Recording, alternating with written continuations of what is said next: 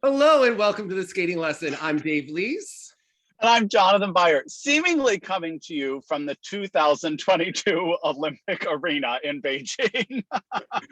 Loving it so much. Thank you. This is the skating lesson. This is this and that. We are going to be discussing everything that happened at the 2022 Canadian Tire Figure Skating Championships and the Korean Figure Skating Championships this weekend. And we actually have so much else to catch up on that's happened since we recorded not even a full 48 hours ago. Jonathan, as soon as we hung up the show, maybe half hour later, the Olympic team announcement came out and we knew that you were traveling and this happened and it was in the spur of the moment. And we thought it was just right for us to have the real conversation that so many people were having. And I'm glad that we did it. And I thought about it and I have no regrets. About anything that we said. Of course, like the perfectionist in me is like, should we have waited? Should we have not waited? And I don't regret it. But there's something interesting in the real time about the actual discussion without knowing the result. It's one thing to just criticize a choice, but it's another to really come at it like point blank. What would we have really done? Yeah. So the selection committee did not go with what we both had felt was that I was very pro Ilia. That's what I felt in the moment. And it's very interesting. The choice has seemingly changed the tenor in the last 48 hours. That what I hear from a lot of fans, and these are knowledgeable people, is that there's a seeming discussion of, well, why does it have to be between Ilia and Jason? What about Vincent? And this is a tough one because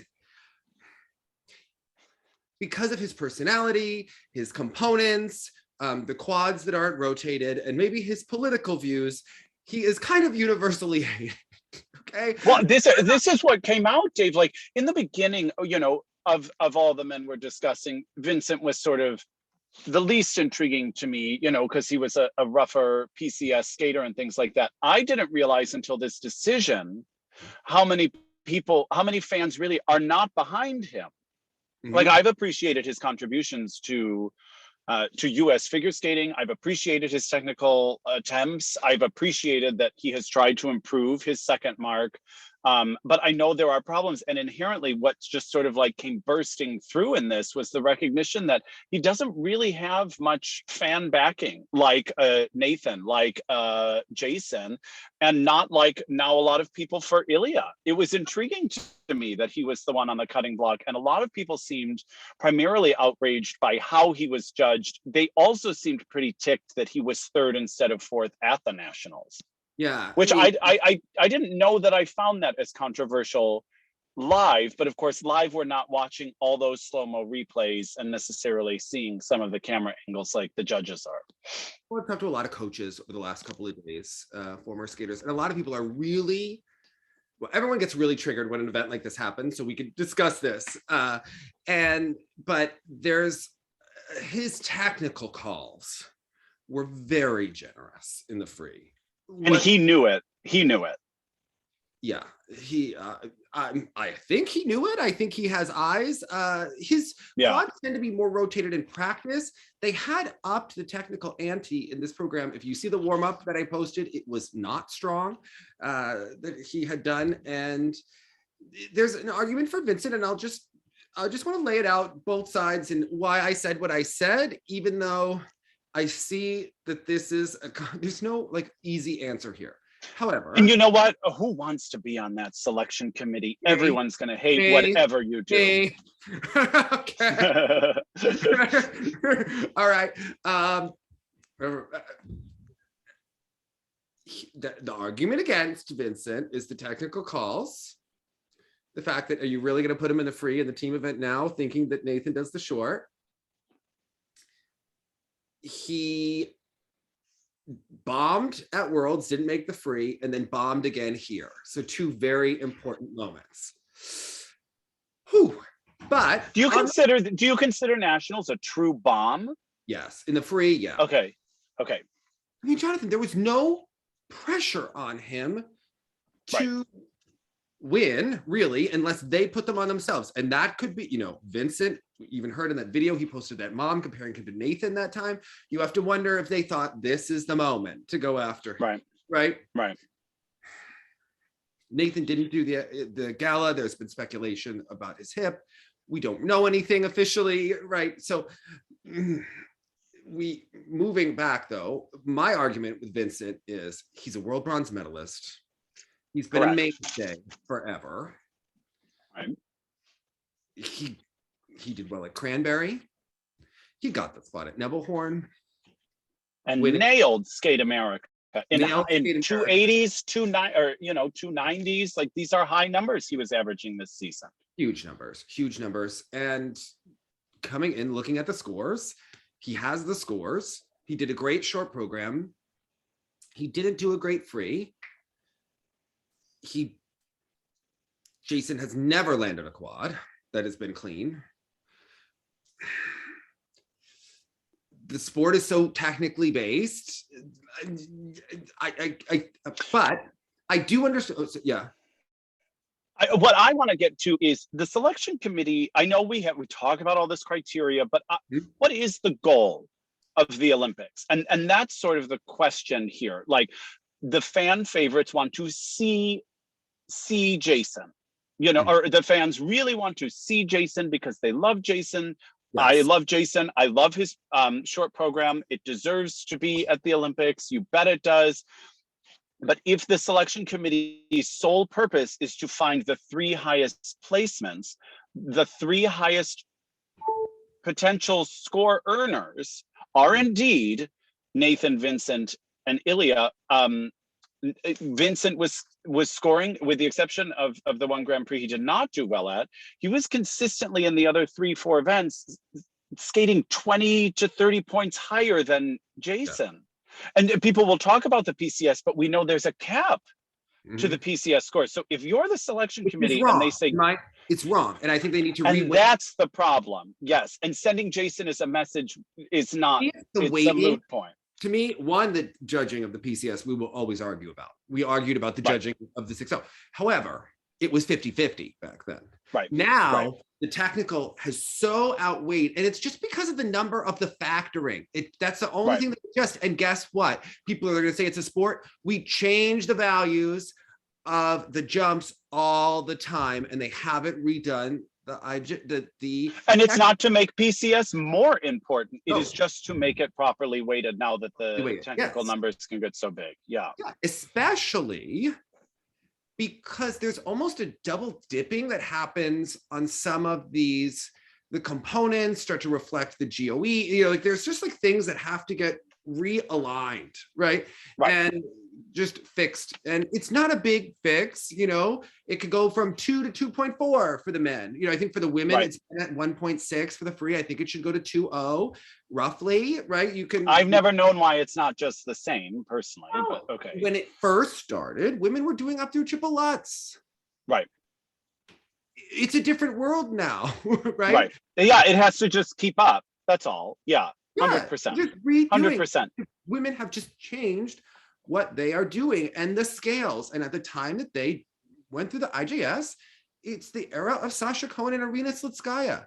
Well, that's completely changed, and we've completely redone, and we've changed plus. And now on top of it, not only did they change the values of what some of the jumps are worth, they changed the value of the GOE because it goes from -5 to +5. It was only 3 in the beginning. So we've now made the technical area like this huge balloon that can happen. And that's the only thing. And that really does hurt someone like Jason Brown. And I've talked to a lot of people about that feel that way. And it will still be a sport, even if they go back to it, because the technical is open-ended, right? Right. It is not devaluing the technical. It's actually just recalibrating. And people are so triggered and oh my God. And they get nervous that their skater isn't going to do yada yada. I think you have to look at not your favorite skater now. Look at 6 years ago for the skater we don't even know.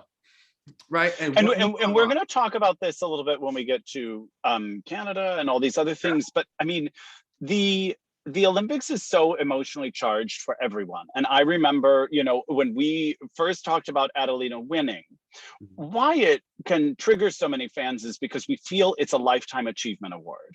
And so it's about honoring, it's about representing, and all these people saying someone earned a spot because they're so important and all this sort of stuff. And I love. I can't hear you. I can't hear you. It's those damn Bluetooth. Pull them out. Pull them out. I can't hear you. Yeah, okay.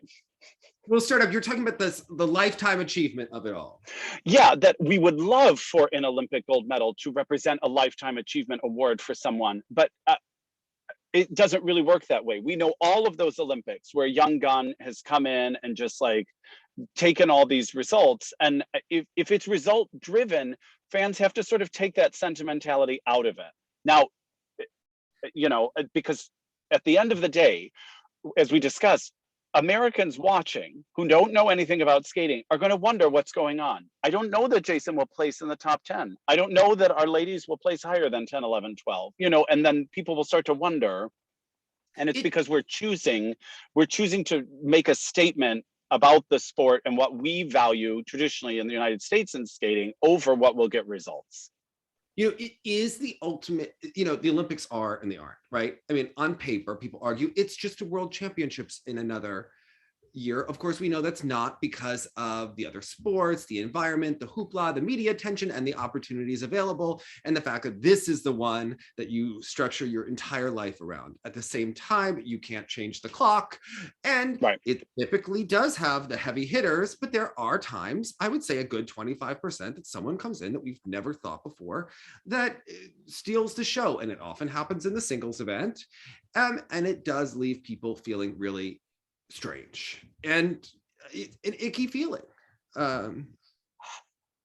So it is what it is. It's just a really, you know, thing what it is. But I think in terms of, you know, trying to have the best team possible, that's what the selection criteria does. Now, granted, it has changed, right? What the sport always was has changed, and it's better or worse. And it's, I understand the argument of the people that feel that it needs to be the top 3 on the day, and the tradition of that. And I understand it. I understand their point. There are people that feel that it adds credibility to the process, and it adds the ability to compete. And that's the sport drama. And that's what this is. I want to clarify, because my desire to send Ilia, who scored over 300 and whatever points, is not because he was second.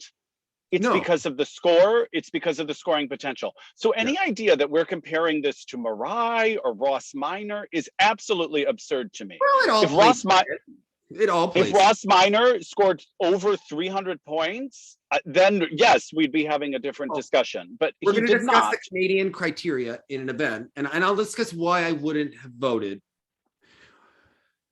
This is hard. I really like both of those skaters, actually. I don't have anything against them. I would not have voted.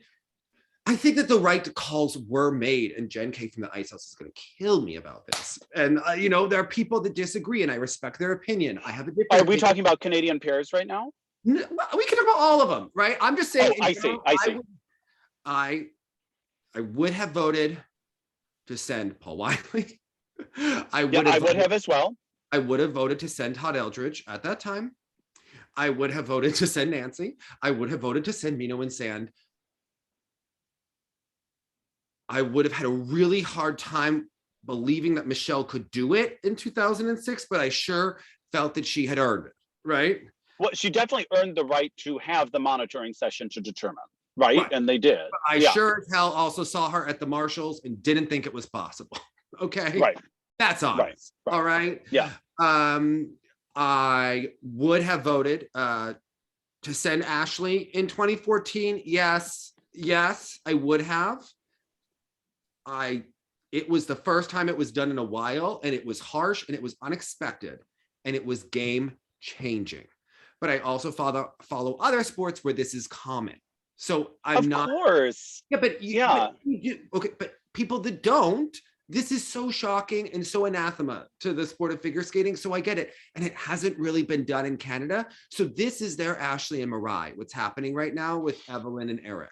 So when we get to that, you have to understand that it's happened in the US, it hasn't happened in Canada, and it's so not what we think of as traditionally Canadian to be so openly cutthroat. Mm. That's not Canadian, that's American. And that's a nuance there. But guess what? They are that competitive. They just don't do it openly. It's the same way that it's so shocking to us when Ilia Malinin says, yeah, I deserve to go to the Olympics. Because Of course he has to think that. He just threw it down. That's not what you're supposed to say. You know, and I know that you're supposed to say, right. They really respect the decision of the selection committee. Obviously, I would love to go to the Olympics. I think Jason will do a great job, and I hope to be there in 4 years. That's what you're supposed to say. He said, the honest thing is, well, of course, I think I deserve it. Champion fighters with that grit, they do not think that way. They couldn't achieve what they do if they were like, I'll wait. We live in a society where when you go to the checkout counter, every celebrity is lying in every interview they ever give on the Today Show, in the magazines, and we applaud them for lying and say, isn't that nice? Right. Because they have a PR person that coached them to lie and practice with them, right? We live in a society where people lie every day, okay? So when an athlete says something honest, well, of course, we are so shocked, and isn't that arrogant, and isn't that the other person feels the same way as soon as the mic goes off, right? So that's of course, yeah. So anyway, as far as Ilia goes, his live was hysterical because he has that Paulina Russian energy where they just they don't do that like American fake humble card. Right. I heard his mother is a fierce woman. I have heard her to be described as the Nina Petrenko of Virginia. I mean, we just love her. We just love it. Okay. I'm sure she can also hear toe pick scratches over blaring music in the ice house. And maybe you are in your toe picks at that moment, but you're just not really sure if she actually heard the toe pick sound over the blaring music or if she just knew you were on your toe picks. But she did say that she could hear that scratch, and you respect her for it because you sure will be more aware of it next time. Amazing. Amazing. Okay. True queen. Okay. The only thing Ilia is missing is like an Aladdin program tribute to his mom. That's all I'm going to say. Yeah. Someone was like, have you seen your mom's Aladdin program? He's like, yes. Now, I wrote down some of my favorite because he's Russian and he hasn't been coached on how to handle mega fans, which is an art because remember, mega fans want you to reflect back to them their fan obsessions, right? Right. You have to know how, what do we do in America, Jonathan? What did I say that we do? We lie. We just play nice and lie. Yeah, yeah. And he didn't lie. What's your favorite synchro team? You know this was a synchro skater that wants to be validated, that knows that her sport has not received the same attention as the other disciplines. What was Ilia's answer? I don't know any synchro teams. Fair enough. That's fair. That's fair. It doesn't even mean that it's like that's not what you're supposed to say. He will soon learn that you say, you know, I really think what the synchro skaters do is amazing and they all work really hard and I just really appreciate all of them. The old Ice Network approach. Yeah. I really could do PR, Jonathan. It just pains me. Okay. I just think it's disgusting. Okay. Yeah, because you know it's insincerity and it's just such an eye roll. Yeah. Can you say something in Russian for us? No thanks. No.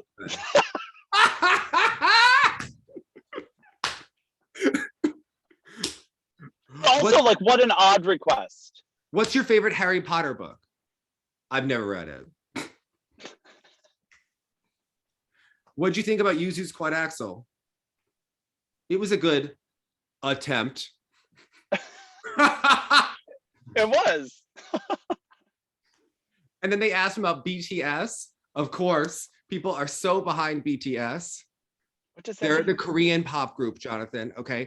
And Chris Shipley, who loves the charts, he knows that they are like the ultimate fan group. They will buy, Jonathan, allegedly, chart lovers don't like this because the fans in another country will like Venmo money to other countries so that people will buy the song so that it can manipulate the charts in that country. so that they can have number ones everywhere. I mean, that Wow. remember when Kim Yuna was voted the number one skater of all time on Ice Network? That is the same kind of manipulation going on. Okay? Yeah, exactly. I've never seen fandom like that. And you know what? It's incredible. And that is urban, and skating needs that. Okay. Okay. Yeah, I don't know what More BTS points is. there. I have the synchro response. All right. This is why we love them. That is some Paulina Edmonds energy. And Wait, so what was his response to the BTS question? I'm not answering that. Oh, okay. It was something along those lines. Yes, it was. Okay. Anyway, also, there was an Alysa Liu article that came by the person that wrote the Sports Illustrated article 3 years before, Kaylin. Now, love Kaylin. She was what? I thought that she did some great things in the article. She went into some facts about skating that you're not allowed to talk about anymore. So yes, in the exact same lying vein that you're talking about. You're not allowed to talk about growth spurts and how that impacts jumps and what the rules are, except we found out that Arthur screwed up with the egg. Now, what came first, the chicken or the egg? I want to know what came first, the Michelle Kwan love or the decision. Now, we already know that he chose a white egg on purpose because he wanted his kids more embedded in the American culture.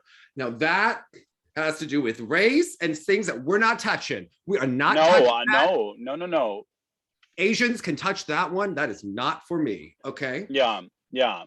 What I want to know as a person that follows skating is what were you doing with an egg that was 5'7"? Michelle. Well, he even says like, well, it turns out the egg donor was 5'7", so we knew this was inevitable. Tell me, please, what year could Alysa Liu possibly have been born? If he was a Michelle Kwan fan, we know that her career ended after 2005, okay? Alysa Liu was born in August of 2005, so he should have known that 5'7" was not the way to go. Or learned from Danny that maybe a little hands off is okay. No offense to the Rydell Boot Company, but I am still so triggered by all of those Christine Brennan books that were like, Michelle switched to Rydell and her career ended. I mean, when the boot guys, they would say like, well, if your foot is narrow, you go in my Rydell, and if you have a wide foot, you go in Jackson. I'm like, my foot looks wide, right? It looks really wide to you. Okay. Yeah. Because Jim at the Ice House wouldn't let me do SB Terry because they're all the way on the West Coast. He says it just wasn't convenient enough. You had to fly him back and forth all the time. You have a problem. Ask Lena Hendricks or Keegan Messing about that. Yeah. All right. So anyway, the 5'7" egg. That just Jonathan, shocking. Yeah. Okay. A lot of the quotes from Arthur, which we don't hear a lot from Arthur in recent articles. I mean, until very recent. I mean, these quotes are almost shocking, I think, unless you knew that's how this is sort of how this works. Yeah. We have done many videos about Arthur. Listen, Danny Kwan walked so Arthur Liu could run. Jonathan, okay? But from he coach tripped. to coach. Yeah. He tripped over the hurdle from coach to coach. Yeah, literally almost at the finish line. Oh, very Gail Devers, right? Oh my goodness. This is, I mean, it's unfortunate. The whole thing is unfortunate. What was her Instagram live most recently? As always. Okay. Yeah. Keep her off. Yeah, my heart breaks because it was someone who was doing okay until. There's new drama in the USFS. Each skater only gets to bring one coach to the Olympics. Well, are they going to try to do that thing where some of them double up, like so they can have two? Get picked for one skater, apparently. So Allison Perkis is going for Kirsten Moortowers. Bruno Marcotte is going for the Japanese team. Tom Zakrajcek is supposed to go for Vincent Zhou. Okay. Victor Pfeiffer is going for Alysa. Drew Meekins is not going, even though he's listed as the head coach. Interesting. The ultimate politician is not going. Yeah. It was a pretty icy kiss and cry, I felt, with the three of them. Icy? I just think they have no relationship. They've known each other for what, 19 minutes? Like what? Yeah, well, we all know how to make small talk. Look at you and Susan. That moment when you They have eyes. They know she didn't perform well and she was too busy doing hand gestures. I mean, I don't Right. know what's going on. Yeah. Yeah. What do you do? Like, there was nothing to say. Yeah. I would defend that one. That was, they have no personal relation. Arthur should have put her on the ice like Danny did. At least he was honest about it. Okay. Like, that's. Yeah. Yeah. Again, I'm Team Massimo Jeremy on this one. Yeah. I mean, although not with that hair that they were sporting this year. What were they thinking? Okay. That hair was the least of Alyssa's problems. Like, may that be the biggest issue she was facing. Thinking you're going to get to go to the Olympics with that hair was like saying, I haven't done enough of the combination after landing the quad. Right. In a mic'd kiss and cry. Yeah. Or Yeah. you sitting there. Yeah. Okay. Oh my God. Crazy. His mother still goes to every nationals. Okay. He doesn't. All right. Just saying. Okay. Okay. All right. Now, there was also a coach that texted me that they were going to retire from singles, and then 45 from coaching singles, and then 45 minutes later, were self-promoting all of their athletes that made the Olympics. And I was like, are we having bipolar skater emotions? Like, what in the Mark Mitchell is going on right now? Don't we always around nationals? Yeah. Yeah. And Jensen always says it brings out the crazy. It starts at It regional. certainly does. Sectionals, Certainly does. nationals, it's the peak. Okay. Yeah. Get right, but an Olympic year, oh hell. World's is like a part. Okay. Let's go move on to Canada. Okay. When we've Meanwhile, up north, yeah. meanwhile, up north, they finally got openly cutthroat. Okay. Now, there is a article that came out last night that Evelyn Walsh claims that Vanessa James said something to her in the kiss and in the locker room. Well, she said, it didn't say it was said to her. She said it was said in front of her. So she could hear it, but it wasn't necessarily obviously directed at her, but she heard it. And so did the coach. How was the coach there? Because it says that the coach was just outside the locker room and heard it. The whole thing is, I don't know, but okay, keep going.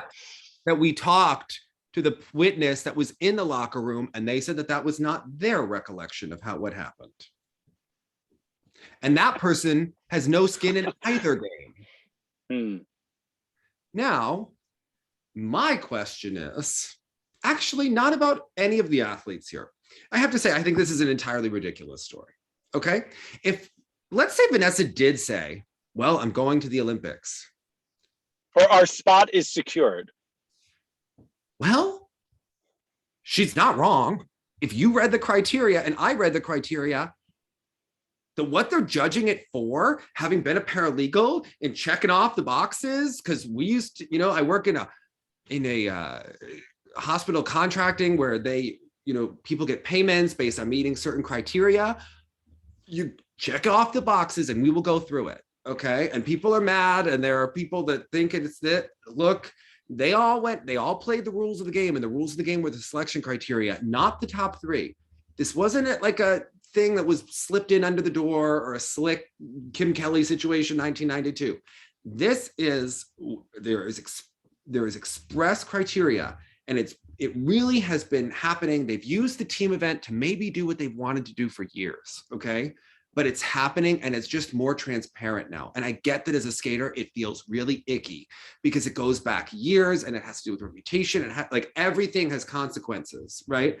And well, if the 2021 Worlds is a big part of it, and you're Amber Glenn and you're not chosen for 2021 Worlds, I would have a big issue with that selection criteria. But after she lied and said she understood the decision, remember that was her American PR line. Oh, great. Good luck, Karen. You have to say that. If you don't say that, the Federation will never pick you for anything. You have to hope. They didn't pick her anyway.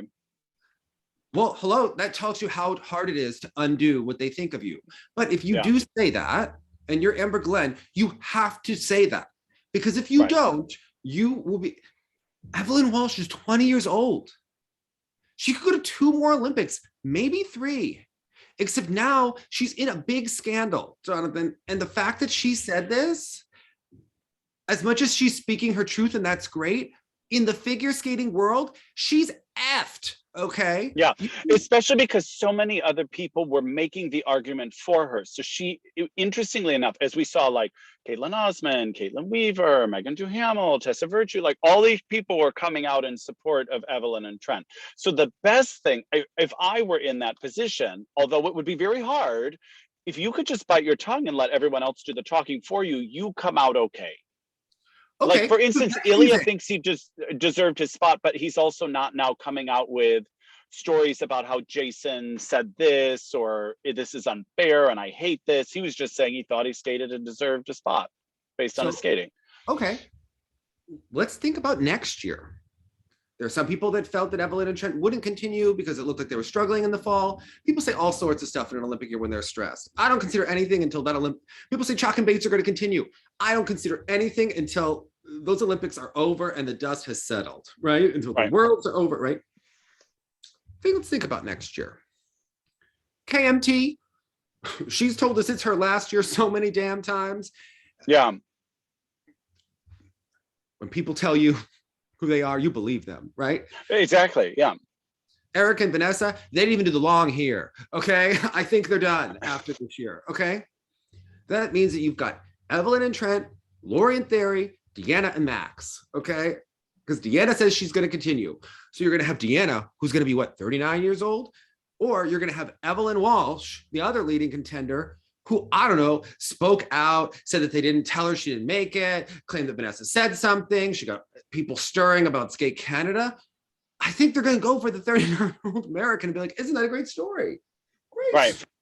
Only in Canada do these dreams come true. Can skate. Okay? Yeah. I can skate. You can skate. We can skate. Can skate. Skate Canada. All right. That's what happened. Okay. Yeah. Yeah, it's quite unfortunate. And this, again, I don't even know, like, I don't think it's important if it was said or it didn't, except for the fact that she told someone that makes Christine Brennan look like she's timid.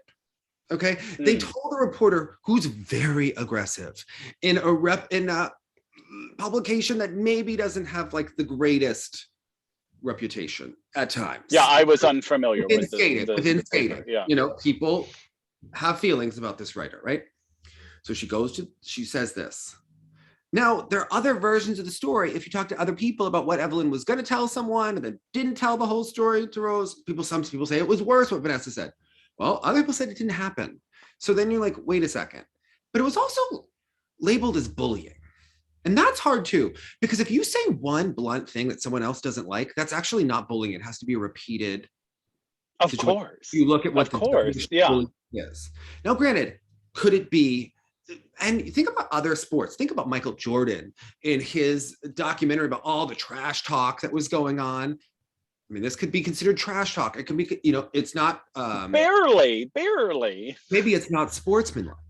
But to say this, I think it's feeding into this narrative that's been going on all season about that there was a distaste for Eric and Vanessa, and they made a lot of very big missteps. I talked to one coach that said, well, it was sure arrogant to think that they could compete here on 3 days of training and win. Misstep number one.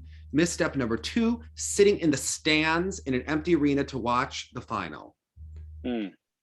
Two big missteps.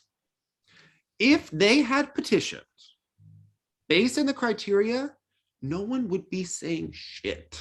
Okay? Do you see anyone crying for Jessica Callahan out there? That Alexa and Brandon got to go because of COVID? I think it's the fact that they did that poor short program and that Evelyn and Trennt looked good and they had the moment. And the fact that Meagan cried on the broadcast, it all adds in, okay? I know. Yeah. I mean, but here's the thing, like, did Evelyn and Trennt, I hate to be this person. Did they really nail it? They did too. It was a personal triumph. This was emotional because you know the people and you know how much they struggled on that fall season. And you are glad that they were able to turn it around. I'm on no side here, but if you're going by the criteria, I actually do think that Eric made it. And I've also been an Eric hater. So, I mean, look, say what you will, right? So just saying what I think, okay? Evelyn and Trennt were 50 points back coming in here after what we saw at Skate America. Which was frightening live at Skate America. I thought I was going to see something happen in their program that was going to be catastrophic. They were so bad at Skate America. Yeah. People are like, oh, it's early in the season, not in an Olympic year. When there's selection criteria, you can't perform like that. And that's more than, a little off or like finding your way. That, again, I have never been more terrified watching a peers team than I was for their performance. That performance erased any of the goodwill that they had of actually helping earn the spots at the World, because no one cares. Right. People like 2 spots, who cares? You know, we wanted 3. Right. That's what people really think. You know? Yeah. And I do think all this whining about 2 spots, why don't we have 3? That's what people are really thinking. Okay. If the selection committee's goal is to get the highest results from their entries, I do believe that Vanessa and Eric will place higher than Evelyn and Trennt ever would. I really do believe that, both in PCS and in... For like, if a US pair only had 1 entry for the World, did anyone ever go, oh, such a shame we don't have 2? They were like, no, why are you so terrible that we don't have 2? Right. That's what people said. Okay. Right. Same thing with the ladies. When they don't have 3 spots, no one ever goes, oh, such a shame we only have 2. Yeah. Like, when we say that, it's for Japanese men or Russian women where they have 3 amazing ones, they'll send, and then 3 amazing sitting at home. Yeah, exactly. Okay. So being honest, it's like really dicey. I know. And the fear is real because, again, when the fans... I'm not afraid of fans. Meagan Duhamel has my cell phone number. Okay. It's different. It's, and this happens with singing all the time. Like, I hated competing in opera competitions where it was primarily singers on the panel, because you're always going to look at it through your own lens. Same thing. That's why maybe the selection committee isn't a group of recent graduates of Olympic classes. You know what I mean? I think it's, the people involved, you're letting all of that stuff sort of play into it, personal journeys, personal connections or disconnections. But I do think they've made the right choice. And I'm sorry that it comes at an unfortunate cost to Evelyn and Trennt, especially because it is remarkable that they were able to turn things around. But that's a personal triumph, not a ticket to the Olympics, in my opinion. The odd thing is they're actually supposed to go to 4 continents, with the US alternate is not going to 4 continents in most cases, other than ice dance. This is really interesting. So you just trash Skate Canada, you're in this big imbroglio, and then you're going to leave on Sunday for 4 continents? Which is in Europe, which is so funny, but okay. Because of COVID, which, right, understood. During a hot spot, during COVID, China, closed down another city today. Little details, as Tamara Masnina would tell us, okay? By the way, Jonathan, you are in Florida. It is bitter cold. It's terrible. Here. Oh, it's cold here too a little. We haven't seen this much bitterness since Jamie Saleh and every one of those new documentaries that's out about this, or Brian Orther in Calgary. Okay, we have not seen this kind of bitterness. All right, this is just. Yeah, if I were Brian, I'd be more bitter about Sarajevo, by the way. But okay. Yeah. You put that on Scott Hamilton where it belongs, and that's it. For real. Yeah, it was, and unfortunately, and I understood. We rejudged Calgary again for the second time. You and I did it, and I did it with Jenny on New Year's. And any different results? We thought it was closer between 2nd and 3rd. Ah, fair enough. Yeah. Mm-hmm. Again, what I loved about going back to that Olympics was like revisiting 4 through 10. There was some real memorable skates. Vladimir Kochin, okay? That's who I'm referring to. Yeah. listen, he died better than I ever could on the ice. Okay. That was amazing. Let's look at the actual criteria for this decision, and then we'll discuss if Vanessa James did say whatever or not people claim that she did. By the way, I love her sister clapping at everyone on Instagram. To have a defender in that way. I mean, may we all, yeah. He's apparently in med school, so, okay. Oh. Criteria number one. Now, these are in no particular order, although they feel like they're in an order, Jonathan. Now, granted, Evelyn and Trennt did put together 2 programs, which we haven't seen Vanessa and Eric do at a competition. 2 complete clean programs, but medalist at the 2021 ISU World Figure Skating Championships. That's only Piper and Paul in Canada. By the way, right there, Piper and Paul, you're going. Okay, just it's right. Bullet number 2, placement and scores at the 2021 ISU World Figure Skating Championships. No, Evelyn and Trennt have that, although do they? 12? Yeah. Right? KMT has that one, even though it wasn't her best event. Season best international score from the 2021-2022 ISU Grand Prix Series, international events, and or ISU Grand Prix Final. Now, I have a crazy pair skater who listed all of the scores for me. Skatingscores.com. Can always go there. You can. Although, you know what? We give Skatingscores.com a lot of press, and he doesn't always retweet us. And sometimes he's we see his games that he's playing. I'm just saying. Okay, we see you, all right? Doesn't matter. I will never not use that database. Yeah. We talk about him to how many people, Jonathan? Okay. Yeah, I know. And everyone I show it to, they're like, what is this? Yeah. They become converts. They become obsessed. True. Yeah. Do you know how many people are reading Sports Rue now because we said? By the way, interview comes out tomorrow. Okay. Sports Rue, it may take another day to get there. Because on fire. Yeah. Okay. Vanessa and Eric. Grand Prix of France, 196.34. Autumn Classic, 184. Finlandia, 190. Skate Canada, 187. Golden Spin, 187. There and change here. KMT, Finlandia, 184. Skate Canada, 180. Cup of Russia, 177. Golden Spin, 176. So coming in here, they were actually, KMT was behind Vanessa and Eric. Right. So Vanessa and Eric were ranked number 1 coming into nationals. It was actually Stellato and Deschamps had a 172 at Warsaw, a 169 at Autumn Classic. Lori and Ferry had Skate Canada 168. Evelyn and Trennt had NHK 167.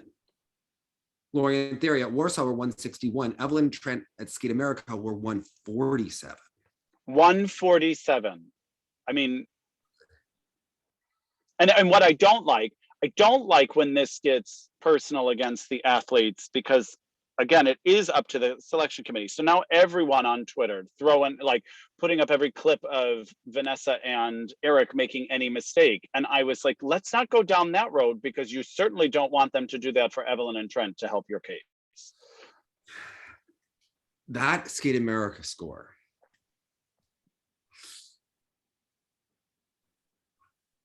Yeah. I mean, the lowest of the groups you mentioned, is it not? Listen, it's just a new world. Listen, if you watch gymnastics, this kind of shit is like not shocking. Okay. Unless Tom Forrester came in and was like, oh, let's go by the numbers again. Although I'm not going to say that we're going to, but I think as long as you know what the rules are ahead of time, you go by the rules. Meagan Duhamel loved the IJS because she loved the rig. Now, was it nice? I don't know. Okay. I don't think it's humane that they don't pull people aside and explain the decision to them. I think that they should have to explain to everyone and sit down in like a booth somewhere and talk to them. Yeah. What you do for next year so that you don't feel that people just hate you. But by the way, they don't do it. You just don't get the text. When you get the text when they pick you, you wait around. Which again, they pretended that was like some snub, but that's how it goes. I'm saying I don't agree with that, but they don't do that in the US either. And I'm saying do you think Mariah got a call when they were sending Ashley? Or do you think Mariah found out when Ashley was announced? I forget. I've asked her. I forget. But I'm pretty sure those people find out. It feels horrible. Okay. Come on. It feels horrible. It's even if it's not official, like, come on, you can be classy about it and and make individual contact. But it is Mitch not Moyer tradition. should have to sit down with all of those people and tell them, Right. okay, Yeah. that's your job. You're paid to do this. I think that you should talk to those people, because you also want them to continue in the sport, and you want them to feel that they do have a chance. Okay. And that this is why we didn't pick you. Okay. Right. Whether or not it doesn't, it's just my personal opinion about how this goes, because we see it prevents an article like this, by the way. Yeah. Right. Okay. Because you can't say we had this conversation, and by the way, you have witnesses in that room, and Right. you record it. It just, unfortunately, like, we knew it was an emotionally charged decision. This kind of article takes it to the next level of like middle school. So we've taken a turn. Like, I don't know, seemingly there's a group of skaters that really don't care for this partnership of Eric and Vanessa for whatever reason that may be. It had so much baggage coming in. It had but I can tell you the damage has been done. If people want schadenfreude for them, they have it, because they're barely on social media as a result. And this was probably the whole point, was to re-emerge as personality. They're not on Twitter. They're barely on, any sort of social media, barely making a presence. The bad will, it's all been so clumsy. I don't think much of anything is waiting for them on the other side. This necessarily. No, I don't think so either. But I'm looking at the coach who said that this was a good idea. Yeah. But the brand unfortunately can't go anywhere. Who let them be so emotional? Because guess what? When athletes are this emotional that they didn't make the Olympics a lifelong dream, I understand why an article like this happens. Right. Fortunately, now, Ilia does also, like a cheeky Instagram live. Coach. So it's not like Alyson isn't an Olympic coach. She already has KMT to the Olympics. Right. Granted, everyone wants to have more than they have, but you know what? This is when you're like, well, and I get that she's close to this team, but we've talked about this all year, that the carrying on was bad. It was bad for KMT, but I talked to Bruno Marcotte. He said he had a really long talk with Meagan, with Kirsten on the way back from a competition, Kirsten said that she reached out to Meagan. Meagan told her to watch this and that. Okay.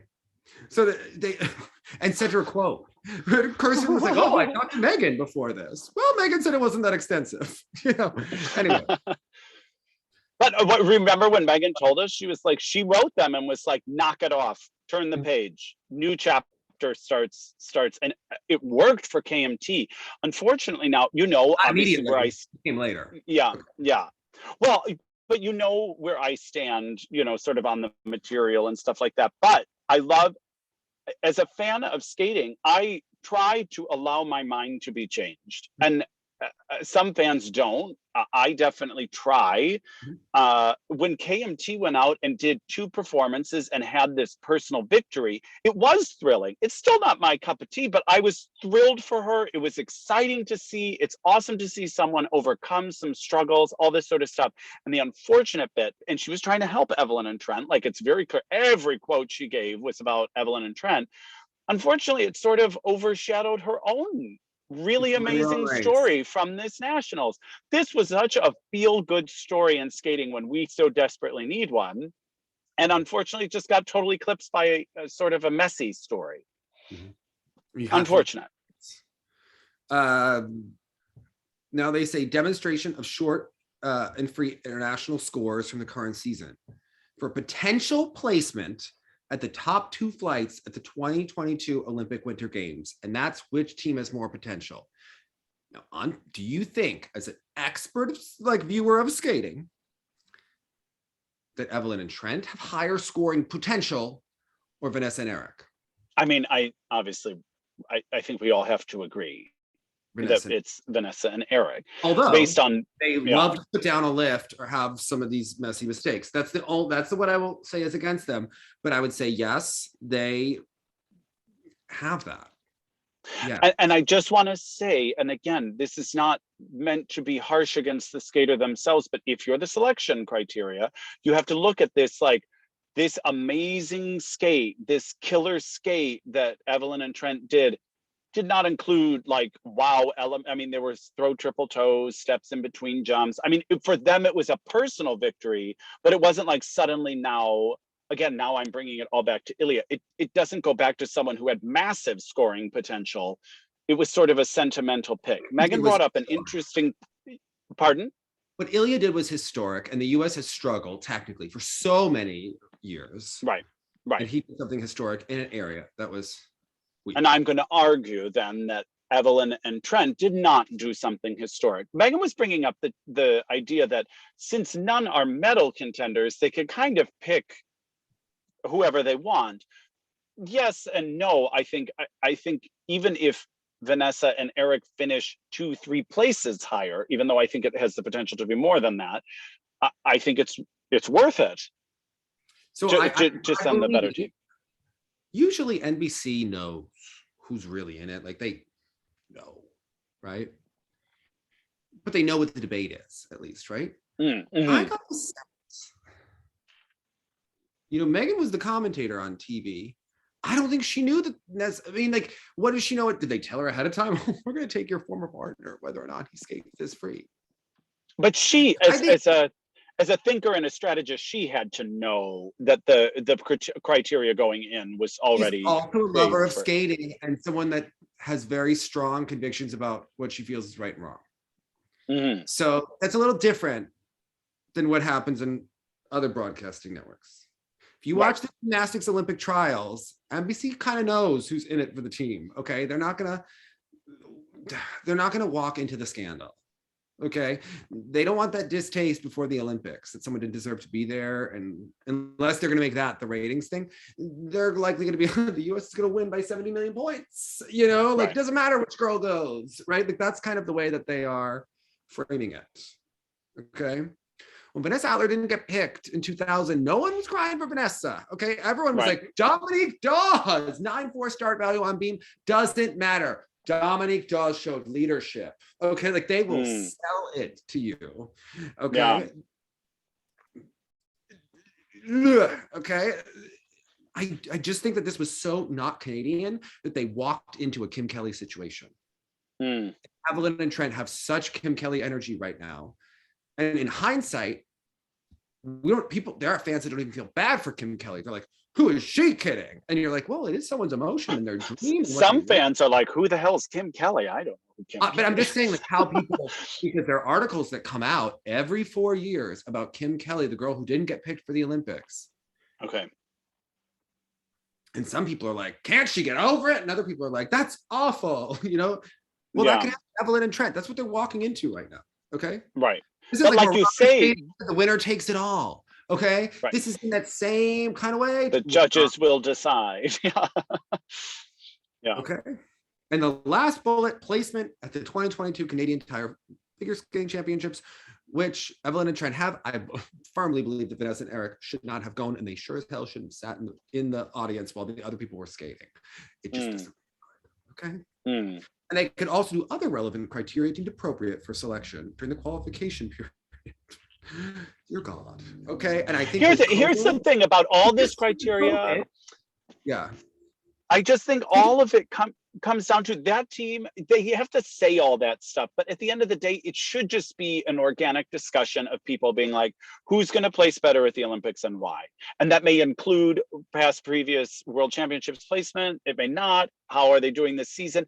It can't be black and white in writing why. It has to be about momentum. It has to be about like, for instance, when people thought of World Championships before suddenly qualified Karen in 2018, it was like, whatever happened last season is a long time ago. You got to see what's happening right now and what is the momentum. And one nice performance, or one nice competition for Evelyn and Trennt does not upset the whole apple cart. I don't know. I think the committee just has to talk it out organically. And if you were talking, even if you didn't look at all that chart, I think you would know Vanessa and Eric have higher scoring potential at these games. It's not an easy decision when you watch it, but then when you look at the criteria, going by the criteria, I feel one way. Having watched the championships, it feels icky. Mm. But I also know that they're going by criteria, right? So if I were just a viewer, and this is why I think that they never should have gone, okay? Because now I'm looking at them on 3 days of training, and I'm not seeing that on 3 days of training. I'm seeing a team that made mistakes all season and did a messy short program, and I am remembering all the other times that they put down lifts as opposed to their score, and I'm seeing a team that did really well. That's why this feels icky to me, right? If they had just said we had COVID, we couldn't go, we'd all be being like, oh my God, they had such a good season. They did so well. Yes, send them as the second team. We actually wouldn't be complaining. It's the fact that they went through that short program. That's what makes this like really bad. Because we have eyes and we're like, wait, they were a mess. But then you're like 3 days of training, a big competition. That's where this gets messy for me. So I don't know. That's just my personal opinion. But I think that Evelyn and Trennt were realistically so many points back. That's just knowing that they were going by this criteria. And again, I know we like people that keep it real and all this sort of stuff, but there's the difference between keeping it real and turning into sour grapes. And I'm not saying that they're doing that, but it's towing that line where it's starting to look a little juvenile. Judge sports are triggering for people because how people view you and how they judge you, it gets tied into, it's really emotional. It's really emotional when you compete in a judge sport. For like, isn't it hard? Yeah, it is. Yeah, it is. Yeah. Right. Again, we're not talking about times or distances or things that it's just no brainer how to call it. There are two sides of it. Like there are two sides of skating. People will tell you, oh my God, skating was such a great experience. And then you're like, there's the other part of it that's hard. And you do learn from a lot of it.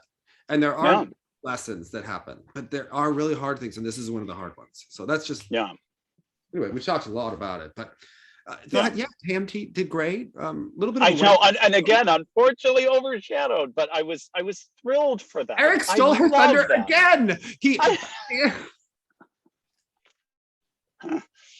was really nice to see them do that. Yes. How about Deanna? What about Deanna? Go ahead on to Four Continents. Yeah, like I was thrilled, and again, especially in that lineup, just unique moments, unique entrances, unique exits, just a little bit different that just catches your eye. And I'm glad that even though with the fourth place finish in the long, though, that she was still able to medal, because Canada doesn't do pewter, right? We're the only people that have ever heard of a pewter medal. I'll always remember Elaine saying, it's either a joy or a sting, okay, of that pewter. No kidding. More recently a sting, if I'm recalling correctly. I just remember Elaine, when she was on your show, she was talking to you, and she was sitting back in the locker room after 94, and they were like, Elaine, you have to get on your costume for the medal podium. And she was like, oh, no, I was fourth. And they were like, we know, you get a pewter medal. She was like, what? That's ridiculous. And she loved it. Of course. Yeah. She was so happy, and she said, when is Jimmy Ma going to get another pewter? Well, he didn't get it this time. Okay. He didn't. So no, Deanna was great. Think about, they had COVID. He didn't train for 2 weeks, and they pulled that off. So yeah, thrilling. And unlike Eric and Vanessa, they did both programs. So that's very commendable. Yeah. And she fought like hell on those throws. So, and they had great lifts. I think people will come around to them in Canada. I think it's like, I think it's like turning, they come around to Americans slowly. Like, Ted was encouraging it. Yeah. He was a little Ted knows what he's doing.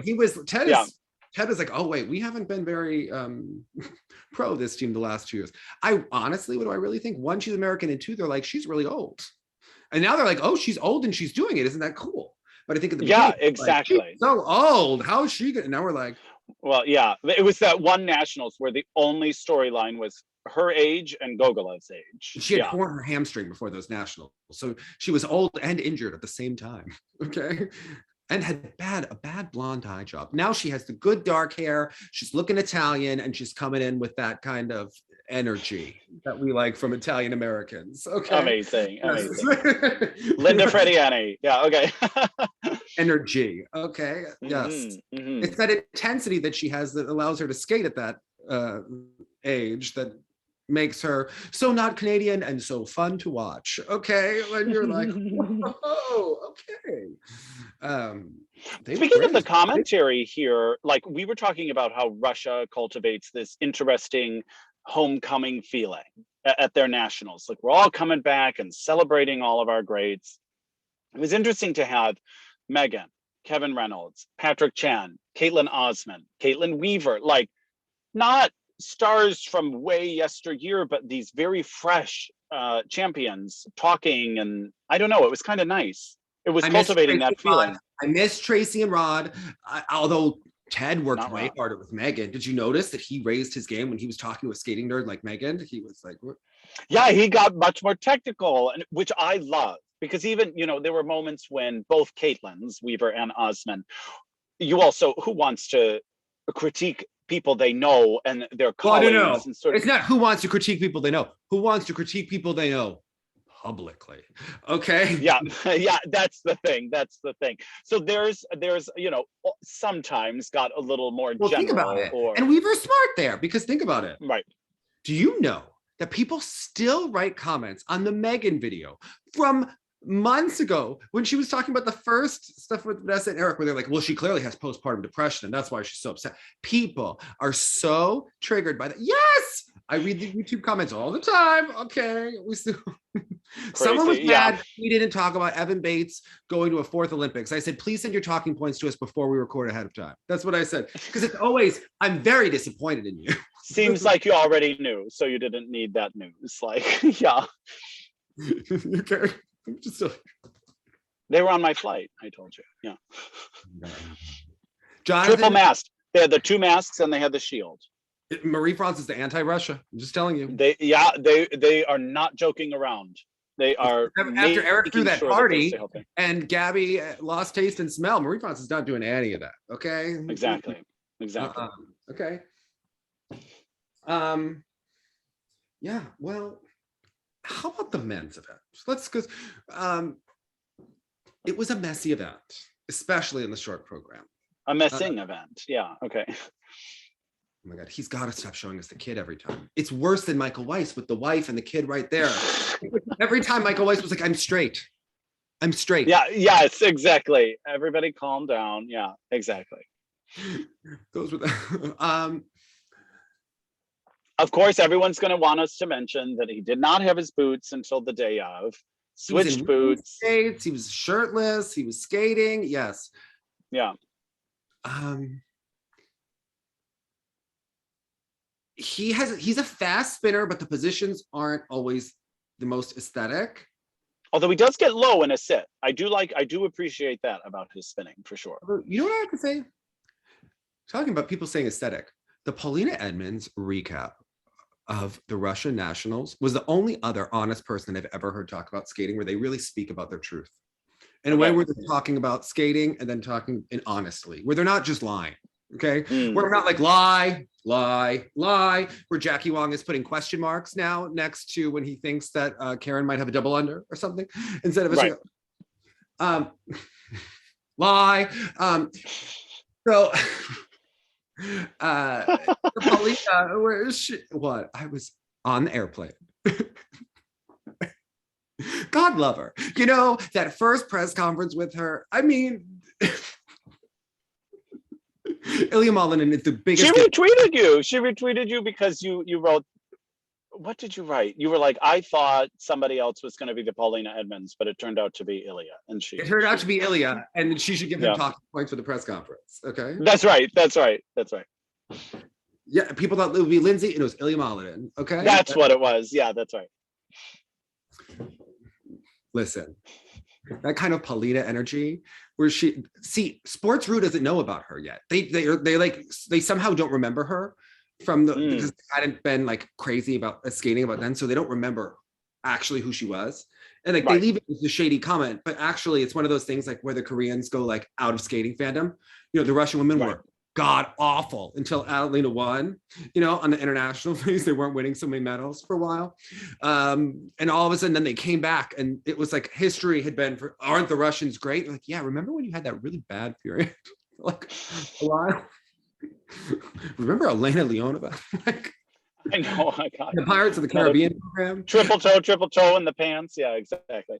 Okay, like they forgot. Okay, like remember the 2010 Olympics for the Russian ladies? Remember that? I do, but they don't. It's true. So they don't remember Paulina, and they sure is to be like, who is she?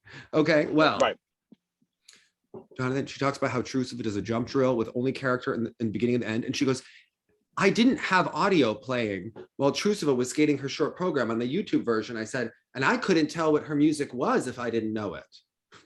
It's true. Then she goes into Anna Sherbakova. She's like, well, Elizaveta actually did rotated triple axels as opposed to the cheated quads by Trusova and Sherbakova. I was like, give this girl a medal. Okay. Yeah. Says Gone with the Wind. Yeah. Man. Okay. Always in her interviews with you, she would throw down. She's like, I have all my dance tests. I don't think any other of the ladies article do. about me. Okay. Like, let's talk about that. That's right. I respected it. Okay. Incredible. I have to say, and I was but like, Keegan here, we were I respected it, and then we had her on, and I was like, I still don't like the dress. Just not my favorite. Well, okay. Yeah, fine, fair enough. Stand by it. She had a reason for it. She stood by it. Okay. Exactly. Exactly. I liked that dress. Didn't like that one. So I didn't like it. You know. Okay, bring me back to the men because I am thrilled that Roman Sadovsky will be going to the Olympics. How many gray hairs do I have from him this season? Oh, I'm like, oh my gosh. The quad sows in the long, just a little blip on one of the final Lutz moments, but really nice skating from him. Were not his best. Yes. Yeah, you knew it was going too well. Yeah. But thrilled so badly. Okay, we wanted a Roman so badly. Right. Maybe more than Roman does. I don't know. I can't tell. But also, it took me a second to actually realize that this was Keegan's first title. Oh yes. I didn't. After all that, I that had not occurred to me, and of course, hardly up to what we know he can do, but still captured it. So that was nice. He did well. So, it wasn't the cleanest event. I'm interested in how you have to think about it. And I was talking to a coach about this, about the cricket club. If you think about it, their students haven't done well this year. Some people were like, oh, it's COVID, but they've actually been skating a while. I talked to one coach that said, well, it's because you got to think about it. If you have all of that, look, think about it. Hanyu is not there. There's no Hobby. There's no Evgenia. There's for 2 years now, right? There's no Gabby Dialma's not in the rink, right? These skaters that are in development, that are coming up, have all the Tracy, all the Brian that they could want. But they're not like really improving. And like Joseph Fan didn't like go to the top of Canada. Conrad didn't seem to get any better. And I think that Corey Cercelli is on the rise, but he's not like upping the technical content as much as you would want from year to year, although he's gaining a lot of experience and starting to do well. And we're seeing the rockiness of it. But it's, people speak of the cricket club like, I don't know, like it's the second coming, okay? Like heaven is on earth and then there's the cricket club is how it's discussed in Canada. But it's like, wait a second, pause. What have they produced? Or do people come there with the jumps and they're like great finishers? But now we've seen like, wait a second, they've not actually. There was this discussion also because it's interesting to know cricket club is a sand rink. Yes, we love sand bottom. So with that sand underneath there's just that little bit more spring as opposed to all these concrete bottom rinks that they end up competing on elsewhere. To me, that would throw me, I would think. To have that sort of they're experienced enough. I used to skate in a sand rink. I learned how to skate in a sand rink. I love it. So, but was it then difficult to sort of take away that inherent extra spring? I mean, when you went to cement? Yeah, when I was a new skater for like the first time, I wasn't competing at the senior nationals. Okay, yeah. Okay. But I would just think if like 90% of your skating experience is with like sort of like a little extra help. Yeah, but they also skate at Thornhill. They go there. Like, Okay. Jason Brown has been skating on private ice at Thornhill for like months. Okay. Okay. So, because also the hard thing about the cricket club is that it's smaller. That's the real hard thing. Their skaters aren't that fast. Even though we hear all about Tracy Wilson edges, well, then they go to a real, that was the hard thing about when I skate. As I skated a rink that was studio size, so that's like the size of Rockefeller Center, and then you go to NHL size or Olympic size, and like you thought you were fast in the small rink, you're not anything in the big rink. So that is what really throws you. Yeah. So more than the sand, I have to say. It's like spacing and timing and your site references and things like that. So anyway, it was just interesting that they didn't rise to the occasion as much as you would think. And some people are like, well, they get more inspired by the other skaters. But shouldn't the coaches also be pretty inspiring? If you have like, think about like the Japanese team is working with Bruno Marcotte and they're one-on-one with him and look how good they've gotten, right? Right. So isn't it the coach that's kind of like setting that tone rather if or nationals in general and the ability to qualify for international assignments, even beyond the Olympics and Worlds? Like I don't know. I would think there would be inherent energy there regardless, but I think there's like an element of bullshit to a lot of things in skating, but like this is one of them. You know, okay. Fair enough. Like, how many times did we hear Doug Haw go, the cricket club, Brian, Tracy? Yeah. And you're like, yeah. I mean, Wesley too. They do have a good junior coming up in Vancouver. They have a good junior coming up. Yes, he was very good. Wesley did very well here. Yeah. You know, when you talk about he's someone that really moved up, that did better than we ever expected.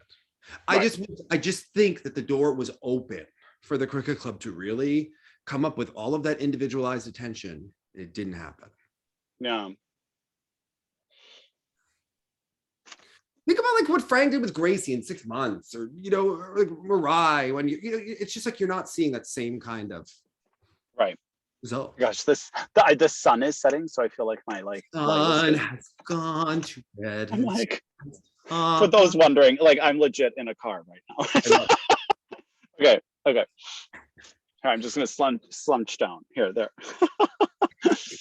So amazing. We move it along. Yeah, I don't know. I thought Corey looked good here. Josephan, I love the skating. He didn't, make a dent. Now, what did you think about the dance event? Piper and Paul, where do you rank them? Having seen, you love Piper and Paul, having seen them and having seen Chalk and Bates, you've seen them all live now. How about love Piper and Paul because they have always been so innovative, creative, dedicated, honest in their interpretation. It's a miss for me, and I have them behind the two Americans right now. I don't know how you feel. People go on about the rhythm dance outfits, whatever. They're doing Elton John, like, I don't know, they create a mood and it kind of works. The free, it's I felt like they were trying to recreate what they had instead of create something new with the program last year. Did Taj Mahal, and it was kind of like a sequel to Salome. Yeah, you're like, let's stay in that general realm and switch it up only a smidge. Yeah. And the third year, they did something completely different. Well, they did the previous program for 2 years. Right. Now we're seeing this. Now it's the grown. Yeah. That's what I think starts to happen. Yeah, GROAN. They have not GROWN. Yeah. But again, I think for them, they might have interpreted that they got their world medal by playing it safe and lyrical. But of course, I am drawn to them when they are quirky and peculiar and unique and interesting. So I'm sure they thought that playing it safe was the way to go here. And I think they might have played it too safe. I think they have to be noticed. We went from Vincent to 2 years of both sides now to this. I'm like, oh, enough. Okay. Yeah. But I think they're consistent.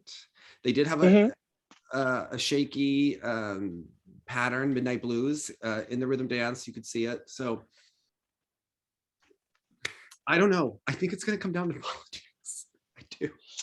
It could be. It could be. Just to me, They're all close in ability. They're all really close. It's going to come down to who skates. well, to me, Hubble and Donahue's ability is beyond the other two. So is their ability to F it up. Come on. Yeah, exactly. And so that does, they are the most likely to make mistakes as a result of all that speed and power and abandon. So it really could go any way.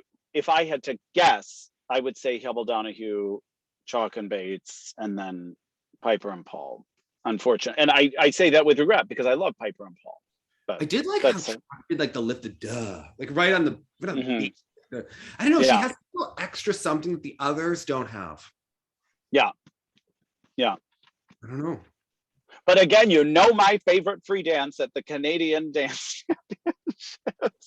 It's that Rio program. I am such a sucker for it. Like, I can't get enough. Eventually, they'll probably get a little bit more in their knees and get a little bit more speed and stuff like that. But just the creative material, his commitment to all things performance-based. Like, I am so behind this team.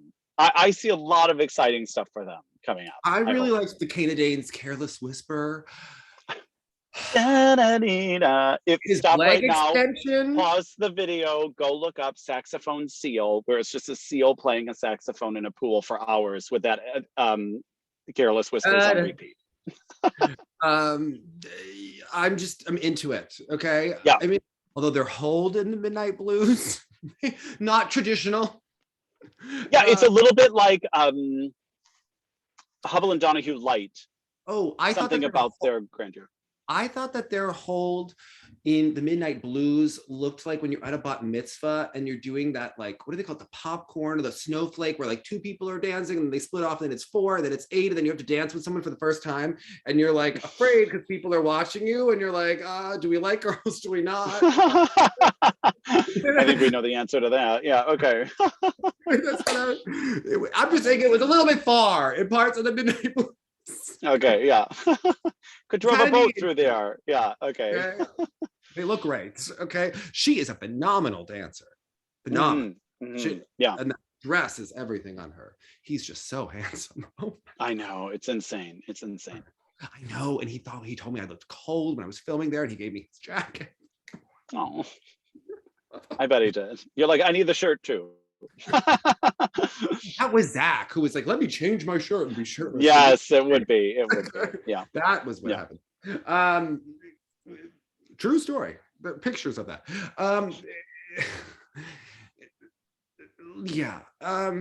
In the dance, I thought Caroline and Shane handled not making the Olympics well. They were proud of their performances, but didn't make it. And they said maybe next time it will be. They had the anti-Evelyn Walsh reaction to the whole thing. So, and they want to, switching coaches too.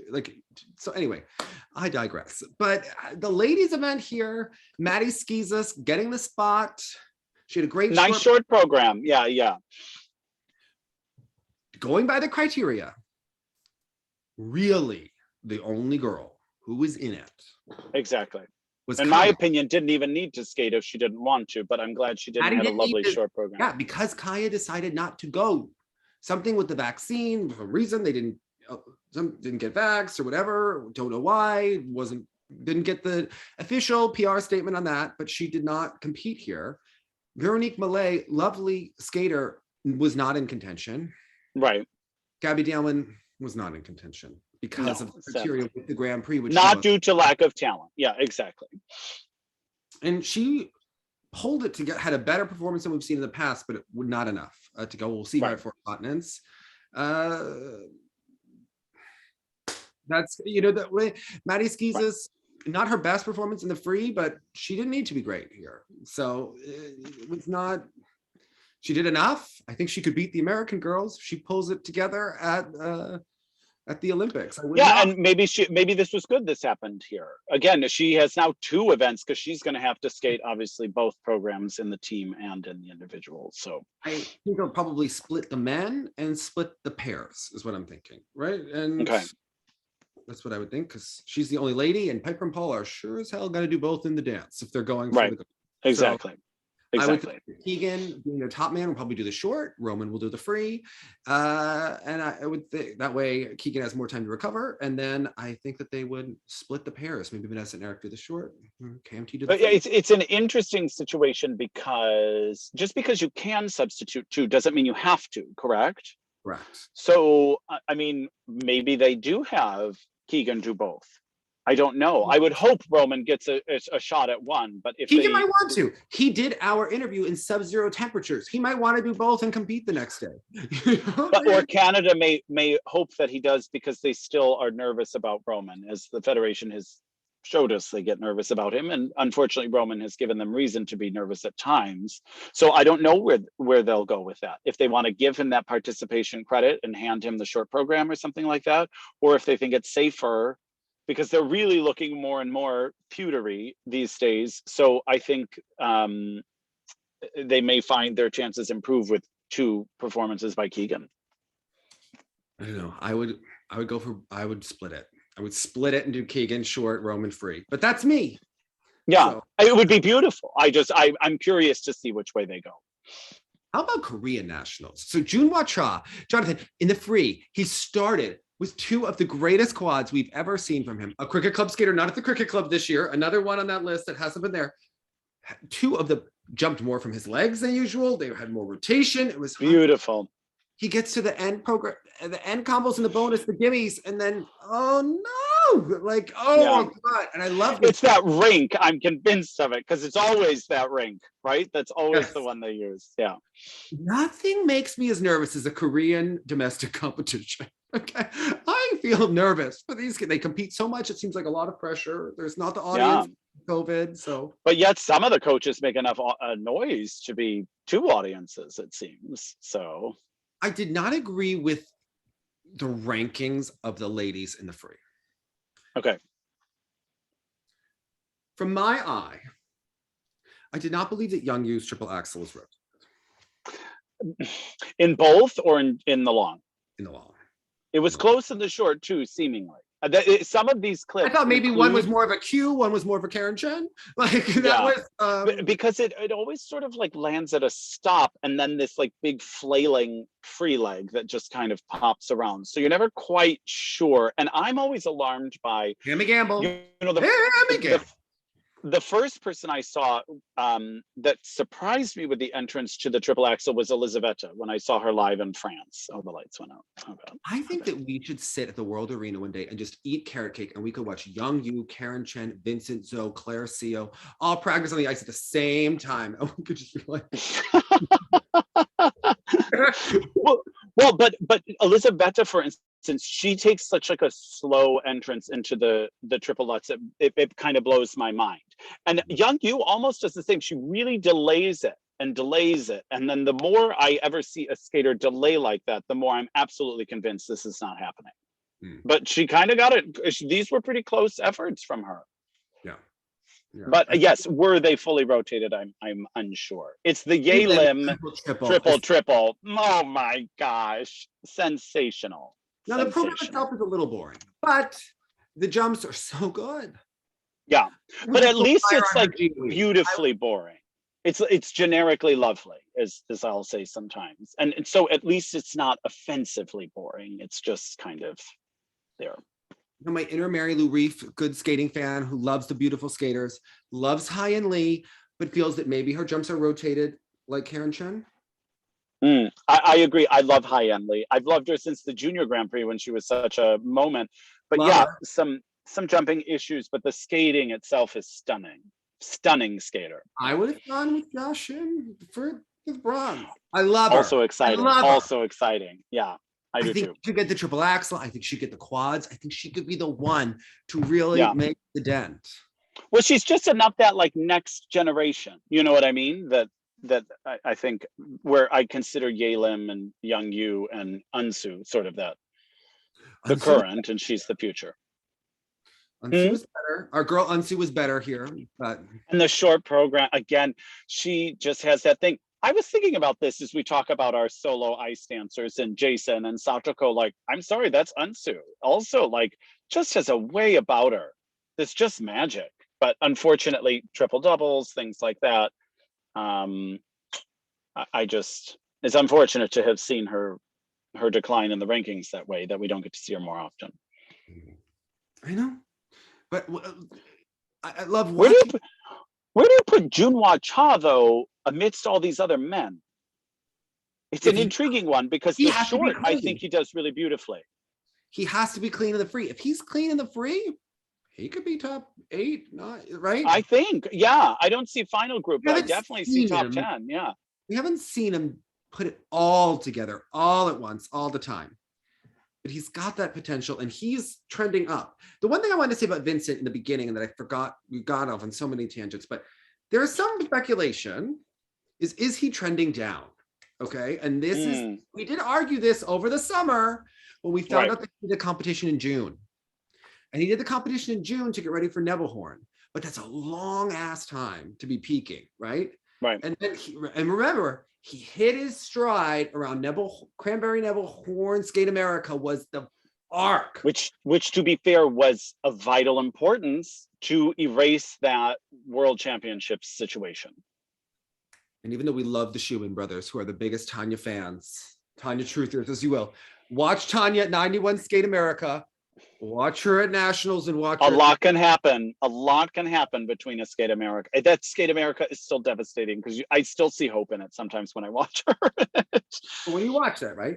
Think about it. Yeah.